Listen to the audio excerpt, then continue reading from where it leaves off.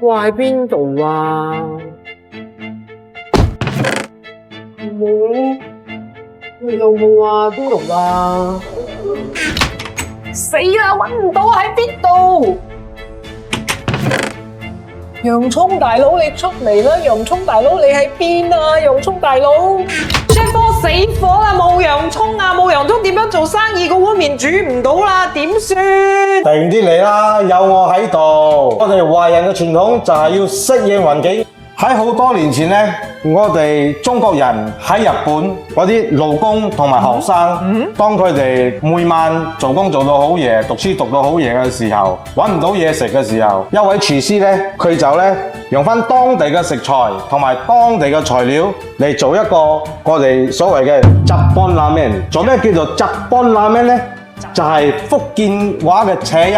叫做雜拌，所以呢，就有咗呢個雜拌拉麵啦。呢個雜拌拉麵呢，就係喺頭先咁樣嘅情況之下就煮咗出嚟㗎啦。頭先嘅情況之下，冇洋葱嘅情況之下，冇洋葱冇食材，變通出嚟嘅。哦，咁樣冇呢樣都得咯，即是講乜嘢冇都得，又多一樣嘢都得咯，都係得。呢個故事呢，佢教識咗我哋華人呢，就算你去到邊一個國家都好，你都會不斷嘅努力去做好更加多嘅嘢，嚟俾人哋都認識翻我哋華人嘅能力，嚟去適應嗰個大環境咯。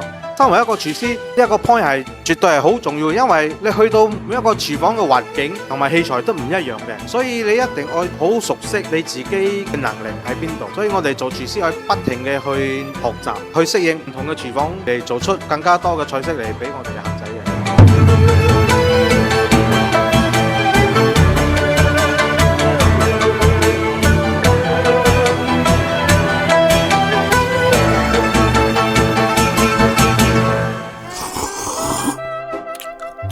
梗係爭咗啲味道，爭咗乜嘢咧嚇？爭咗啲乜嘢啊？死咯！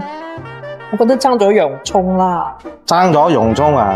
我哋華人最犀利咧，就係識得點樣就地取材，咁樣好唔好味咧？可以啦。好唔好食啊？好好食啊！洋葱喎，Are you sure？冇問題嘅，真係冇問題。我要咩啊？就係就地取材。我頭先講咩先啊？咁樣我再問你多一擺，好唔好食咧？好食。